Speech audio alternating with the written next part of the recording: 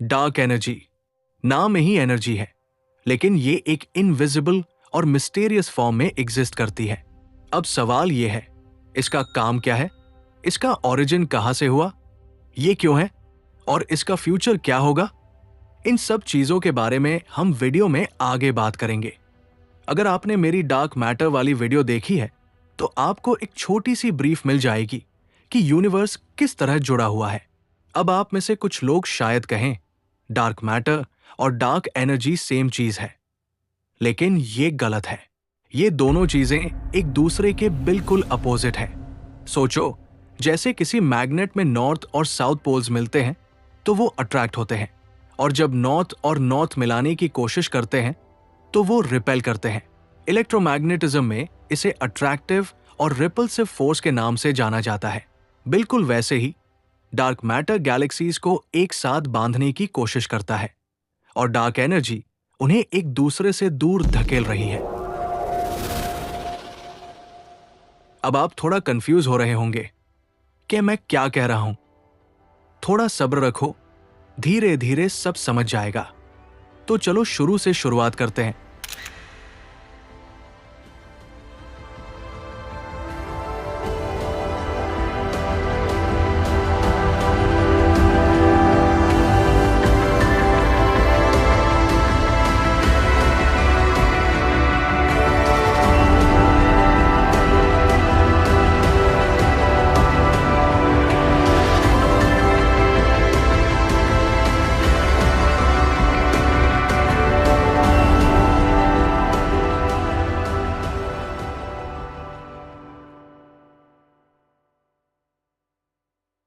साल था 1912। उस समय अगर कोई बोर होता था तो उनके पास फोन नहीं होता था। लोगों के लिए एंटरटेनमेंट का मतलब था आकाश देखना, स्टारगेजिंग, वो भी अपनी आंखों और टेलीस्कोप के जरिए। और इसी दौर में एक साइंटिस्ट, या कह लो एक एस्ट्रोनॉमर, जिनका नाम काफी उभर कर आया, हेनरिएटा स्वान लेविट। हेनरिएटा को सेफिड वेरिएबल स्टार्स में बहुत इंटरेस्ट था। ये स्टार्स अजीब थे, हर कुछ दिन बाद अपनी ब्राइटनेस कम करते, फिर वापस बढ़ा लेते, जैसे स्टार्स की कोई हार्ट बीट हो। शुरुआत में साइंटिस्ट ने सोचा शायद इन स्टार्स के सामने कोई नेब्यूला या गैस क्लाउड आ जाता होगा, लेकिन जब हेनरिएटा ने इनका डेटा डिटेल में स्टडी किया तो एक पैटर्न सामने आया। ब्राइटनेस चेंज होने का टाइम कांस्टेंट था। मतलब अगर कोई सेफिड स्टार हर 10 दिन में डिम होता है तो वो हर बार एग्जैक्टली 10 दिन बाद वापस डिम होगा।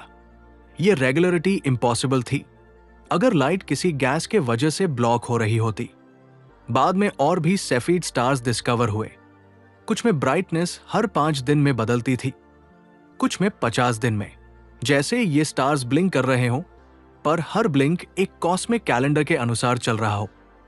साइंटिस्ट्स ने अंदाजा लगाया कि सिर्फ हमारी मिल्की वे में हजारों सेफिड वेरिएबल्स हो सकते हैं, लेकिन यह पैटर्न यूनिवर्स के डिस्टेंसेस मेजर करने में एक की टूल बन गया, क्योंकि हेनरिएटा ने सबसे पहले दिखाया रिलेशन। अब उस समय के लोगों का एक सॉलिड बिलीफ था, यूनिवर्स स्टैटिक है, ना एक्सपैंड हो रहा है ना कॉन्ट्रैक्ट, बस एक बैलेंस में टिका हुआ है। लेकिन इसी दौर में स्टेज पर एंट्री होती है वेस्टो मेलविन स्लाइफर की। स्लाइफर एक ऐसे एस्ट्रोनॉमर थे जिन्होंने उस समय के साइंस कम्युनिटी से एक काइंड ऑफ पंगा ले लिया था। सबका मानना था कि यूनिवर्स एक फिक्स्ड शेप और साइज में है, लेकिन स्लाइफर ने कहा यूनिवर्स एक्सपैंड कर रहा है और गैलेक्सीज हमसे दूर जा रही है।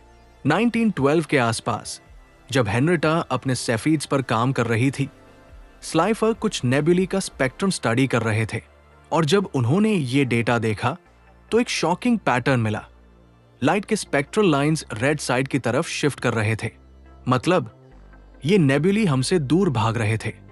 और स्लाइफर ने इनकी स्पीड भी मेजर की। लाखों किलोमीटर पर सेकंड की स्पीड तक उन्होंने रिकॉर्ड किया। बाद में एडविन हबल ने स्लाइफर के डेटा को यूज करके और ज्यादा गैलेक्सीज ऑब्जर्व की।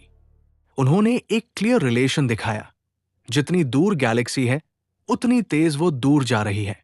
इसे आज हम हबल्स लॉ कहते हैं, यानी यूनिवर्स के एक्सपांशन का फाउंडेशन स्लाइफर ने रखा और हबल ने उसे मैथमेटिकली प्रूव करके आगे बढ़ा दिया। आज लोग इस डिस्कवरी को बिग बैंग थ्योरी के फाउंडेशन के रूप में जानते हैं।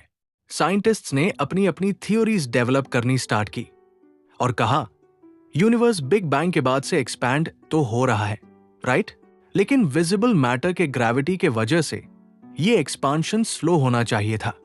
इस चीज को कंफर्म करने के लिए साइंटिस्ट्स ने दूर की सुपरनोवास को ऑब्जर्व करना स्टार्ट किया, खास तौर पे टाइप आईए वाली।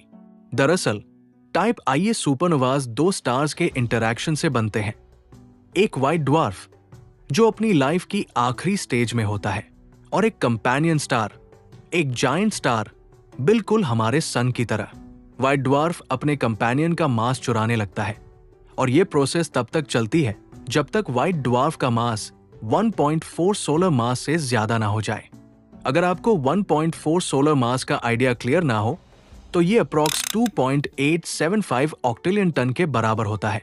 ये लिमिट चंद्रशेखर लिमिट के नाम से जानी जाती है, जिसे इंडियन ओरिजिन सुब्रमण्यम चंद्रशेखर ने डिफाइन किया था। जैसे ही ये लिमिट क्रॉस होती है, न्यूक्लियर रिएक्शंस अनकंट्रोलेबली स्टार्ट हो जाती है और एक जबरदस्त एक्सप्लोजन होता है। यही है टाइप आईए सुपरनोवा। हाँ, वापस टॉपिक पे आते हैं। साइंटिस्ट्स ने ये टाइप आईए सुपरनोवास इसलिए टारगेट किए क्योंकि ये रिलेटिवली यूनिफॉर्म ब्राइटनेस के होते हैं। सोचा गया, अगर इनकी ब्राइटनेस फिक्स है तो क्या हेनरिटा के सेफीड स्टार्स के जैसे ये भी डिस्टेंस मेजर करने में यूज हो सकते हैं? रिजल्ट्स ने सबको शॉक कर दिया। ब्राइटनेस फ्लक्चुएशंस सिर्फ सेफीड्स तक लिमिटेड नहीं थी, ये सुपरनोवास में भी काम कर रही थी। फिर साइंटिस्ट्स ने रेडशिफ्ट मेजर करके इनकी स्पीड कैलकुलेट की और पता चला कि ये सुपरनोवास एक्सपेक्टेड डिस्टेंस से ज्यादा दूर थे। मतलब यूनिवर्स का एक्सपांशन उम्मीद से तेज था। पहले लोग सोच रहे थे कि मैटर की ग्रेविटी एक्सपांशन को स्लो करेगी, लेकिन डेटा ने दिखाया टाइम के साथ एक्सपांशन और तेज हो रही है, यानी कोई अननोन फोर्स यूनिवर्स को एक्सेलरेट कर रही थी। इस फेनोमेनन को साइंटिस्ट्स ने कॉस्मिक एक्सेलरेशन का नाम दिया और इस एक्सेलरेशन के सोर्स का नाम रखा डार्क एनर्जी। तो गाइस, इस वीडियो में हमने डार्क एनर्जी की हिस्ट्री के बारे में बात कर ली। आगे का सेगमेंट हम पार्ट 2 में रखेंगे और बिलीव मी, नेक्स्ट पार्ट बहुत ही एपिक होने वाला है, तो बने रहना। मैं मिलता हूं आपसे नेक्स्ट वीडियो में। तब तक के लिए गुड बाय।